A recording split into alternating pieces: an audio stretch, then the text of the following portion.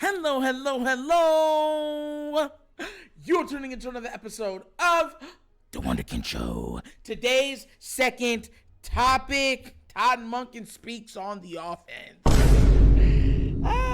And he did not cut any corners. We've heard a lot of stuff coming out of camp about Zay, meaning Zay Flowers being unguardable. We've heard OBJ's played good. We've heard Lamar has been extremely sharp. And in the eyes of Todd Monken, regardless of what I just said, he does not believe the offense is really good right now. And it goes back to what I was telling y'all before, because he alludes to the offensive line. Listen, everyone's like, you playing the same note, Nitro. Blink, blink, blink. So what I'm going to do is I'm going to play a little snippet from there, and we're going to break that down, and you already know Dumpster dive into it, okay? So without further ado, let's get this party started, all right? To kind of project where you guys are as an offense when you don't have guys like Dobbins and Bateman out there who are going to be two key pieces in the offense. Well, right now it's not hard to project because we're not really good right now. Got a long ways to go. Yo. Whoever's out there, what are you expecting from them to be out there starting? Well, there's a certain expectation of the position, right? Whoever's out there, whoever starts for the Ravens, there's an expectation there. Yep. Whether it is Salah or John, whoever that might be. Salah or I think John. there's some great competition there. And we look forward, again, as you keep moving into camp, you get more practices and pads, and you go against some other teams, you get a little better idea of what you can expect. We've seen the chemistry between Lamar and Mark Andrews to go off script for the last few years with great success. Last thing. When you're coming in with a new system, how do you balance not wanting to stifle that, but also wanting to play within the offense, within the system?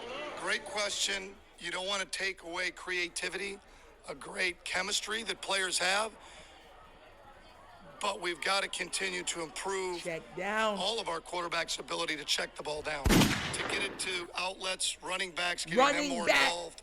And Mark's still being a big part of that. Mark is going to be a big part of what we do as the other players, but we want to keep that, but also the ability to move on, right? Move on. As the pocket breaks down, we can find outlets and get the ball out of his hands. So, So the reason why I'm laughing is because he touched on two things that the Wunderkind Show has been literally banging home for weeks. For weeks. I'm taking a victory lap. So I told a lot of you, first and foremost, because he talked about JK and how bad he wanted him out there. And I told you guys why I had JK at around 11 to 1,200 yards rushing if he plays all 17 games. But I had him at around 800 receiving yards. And a lot of people was like, Nitro, no, he won't do it. I can't believe you don't know football. Then the coach comes out and says, as good as Mark Andrews and Lamar is together, as special as that bond might be, I need him to check the ball down to the running backs and let them pick up those chunk yards because they'll be 1-on-1. So, in other words, the Wunderkind Show is speaking the gospel. Hallelujah. Praise.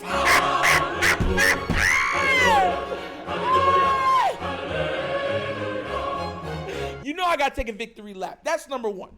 Number two, you've heard me go at this offensive line, the repetitiveness of how much time I went at this offensive line. It's become like a stuffy room almost, because you guys are so used to it now. It's like, oh, it's old news. But that's exactly why he is saying, look, the offense is not look the way it's supposed to. Because I told you guys what was happening in camp, right? If it's not a long play, the defensive line is in the backfield. And I want to make sure you understand this. That also means for the running backs, they're not right now picking up pass pro well. Yeah, that's the other part. See, I always say this with running backs and stuff like that. Everybody's like, oh, a running back's job is to run the ball. No, a good running back can receive, run, and block. That's why I laugh when people say that the running back position is not important. It's the most foolish, asinine statement you can say if you don't know football. Because if you look at a running back, a great running back, right, they have to be able to do all those things. They're an outlet for the quarterback, their protection or extra protection for the quarterback, and they take off some of the load off of the quarterback's back. In other words, they're a quarterback's best friend, a good running back, and that's what Monken wants to take advantage of. As much as Lamar is special with his legs, he wants the ball out of his hands quickly, decisively. And that can't be done if the offensive line is getting blown up from thy kingdom come. They don't even know where it's breaking down. It's breakdowns all over the line. And that's making Lamar have to run and then improvise. And as much as he can do that, and there will be success with him doing that, they don't want that to be their bread and butter. They don't want that to be their steak. They don't want that to be their dinner, their 4-course meal. You understand where I'm coming from? That's what I've been trying to tell y'all. But guess what? You're not going to believe me. Of course you're not. Even though I have ties to the team, even though I have insider knowledge, you don't got to believe me. I'll let you believe when the coach tells you exactly what I've been saying. As I smile like that. But for real, seriously speaking, this team still has a long way to go. And we know that. We're in training camp. This is where they make the mistakes. This is where they get better. This is where they push themselves. This is where they find themselves. We already know this. The problem, what I'm saying, what a lot of people don't seem to understand, is that if this offensive line does not grow and does not make the proper steps in becoming a solidified, like, high caliber line, we're in a world of hurt. Because anybody that truly knows football, the game is won in the trenches. I don't care if you have Tyreek Hill, Travis Kelce, and Patrick Mahomes. Y'all saw with your own two eyes what happened when that offensive line broke down in the Super Bowl. They couldn't score a point. Patrick Mahomes is like, running. Man was running more than Lamar. Yeah, and everyone's like, oh, look how many yards. Look at that man run, Patrick, run. They barely scored anything in that entire Super Bowl with those type of weapons. I want to remind you that Tyreek Hill is the most dynamic, most influential player that's not a QB in the entire league. He changes the way the defense can play you. The man had 200 yards in a quarter. Like, bro. Like, there's levels to this. And they couldn't score because the offensive line couldn't block for nothing. And I didn't even bring up Travis Kelce in that equation. This is what I'm talking about. This is why I'm saying what I'm saying. Because no matter how much you do, the offensive line has to do its job. That's why I harp on it as much as I do. Because I know that if they fail, we fail. And if we fail, it's nothing more than a wasted season again. And if you have not noticed, Lamar Jackson is no longer on his rookie contract. We already wasted that. We don't have no more years to waste. Like a cat, cat has 9 lives. We're on our 8th life.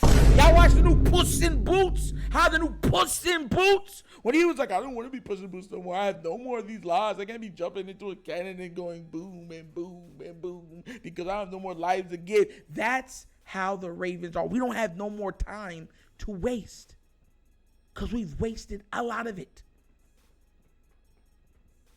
And we waste it unpurposefully. You like how I said that? Unpurposefully. And what I mean by that, there was no purpose in wasting that time. We wasted it simply because we thought we could. Now our backs up are against the wall. We have to deliver. But don't take my word for it. Keep listening to the other insiders. Keep listening to the coach. We'll see what y'all think then. But let me know what y'all think about this offense down in the comment section. What do you think about him talking about the running back position and how he wants it to be used in this offense, being more than just a safety valve for the quarterback, but a substantial piece in this offense? Let me know down in the comment section, please. And this is an episode of the Wunderkind Show. Thank you for watching. And how we get down, we have fun and we laugh, but everything we talk about rooted in what? Facts and truth. Please do remember, like, subscribe to that notification bell, and leave a comment. You know I love the comments. And please support the Patreon for the Wunderkind Show. Yes, there's 3 tiers, 2 new tiers, and it's a lot of content. It's a lot of extra stuff. Fantasy football. Take a look. Tell me what you think. Support the channel. Support your content. And I give you more content. That's how this works. But no, for real, if you would like to, that's how you do it. And if you would like to donate straight up, at the bottom of the screen right there is a QR code. QR code's to a Cash App. Cash App located in the description of every video that we do. And the name of it is $, The Wunderkind Show. Easy. Easy peasy. But once again, this is The Wunderkind Show. This show is Nitro signing off. And as always, you guys know my slogan. Peace. And I am out of here. Yerp.